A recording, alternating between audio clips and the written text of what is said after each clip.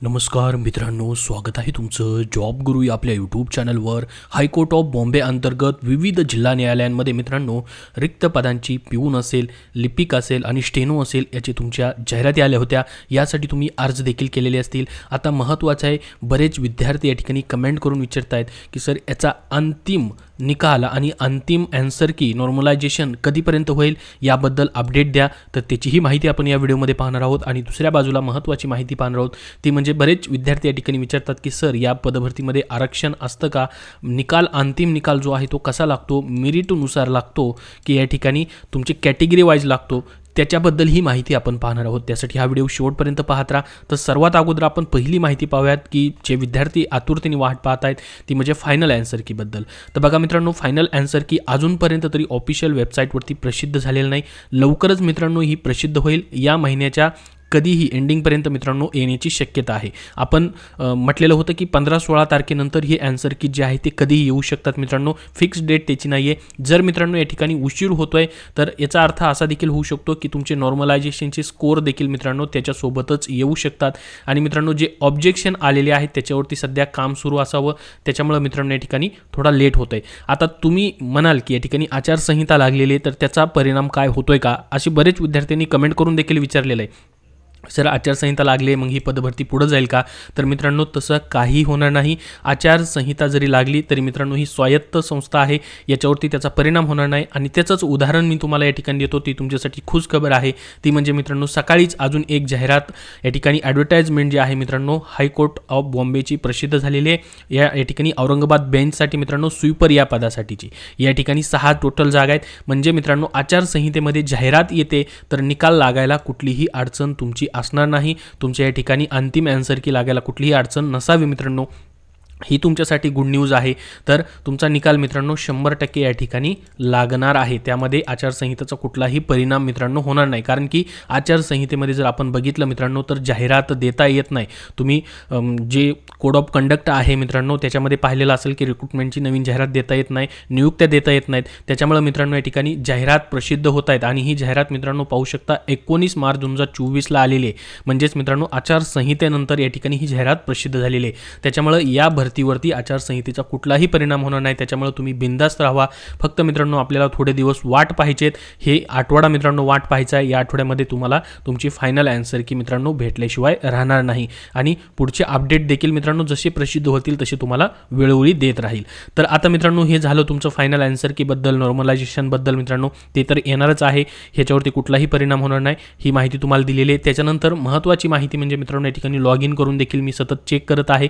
या ठिकाणी पाहू शकता अजूनपर्यंतही लॉग इन तुमचा प्रोफाईल होत नाही, म्हणजे फायनल आन्सर की आलेलं नाही। जशी येईल तशी मित्रांनो तुम्हाला पहिल्यांदा सर्वात अगोदर अपडेट आपल्या चॅनलवरती पाहायला भेटेल, टेलिग्राम चॅनलवरती पाहायला भेटेल। त्यासाठी आपला टेलिग्राम चॅनलही जॉईन करून ठेवा, त्याची लिंक डिस्क्रिप्शन बॉक्समध्ये आहे।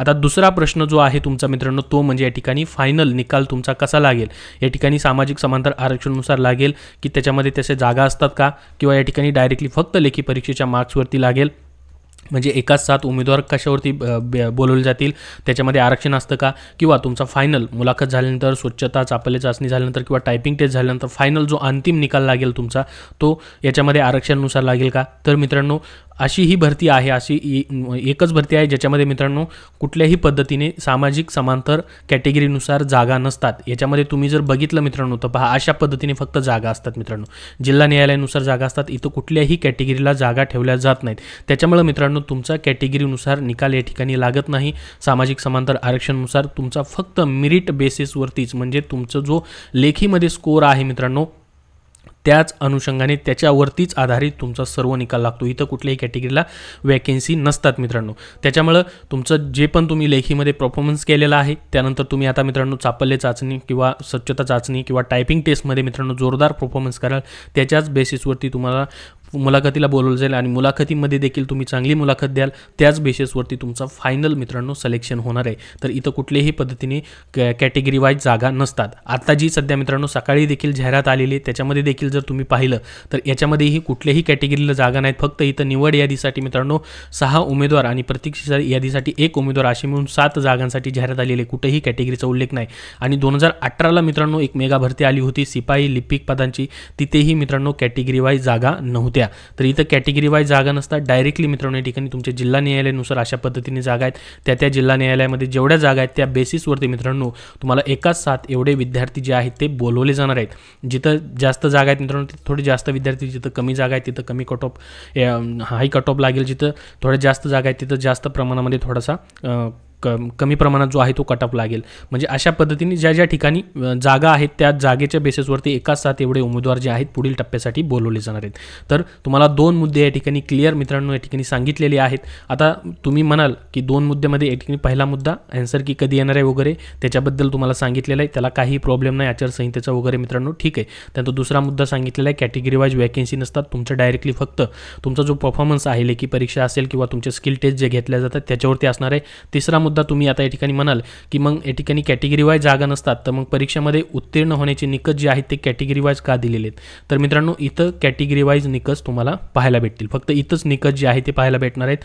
याच्यामध्ये मित्रांनो खुल्या प्रयोगासाठी जर बघितलं 35% गुण घ्यायचे आहेत मित्रांनो आणि राखीव प्रयोगासाठी 5% सूट म्हणजे 30% या ठिकाणी गुण तुम्हाला घ्यायचे. समजा शिपाई हमाल पदासाठी 30 गुणांची परीक्षा आहे तर त्यापैकी मित्रांनो तुम्ही खुल्या प्रयोगामधून असाल तर 35% त्यापैकी गुण घ्यायचे. तुम्हाला पासिंग क्रायटेरिया आहे फक्त मित्रांनो, याच्यावरती सिलेक्शन नाही आहे तुमचं, लक्षात राहू द्या.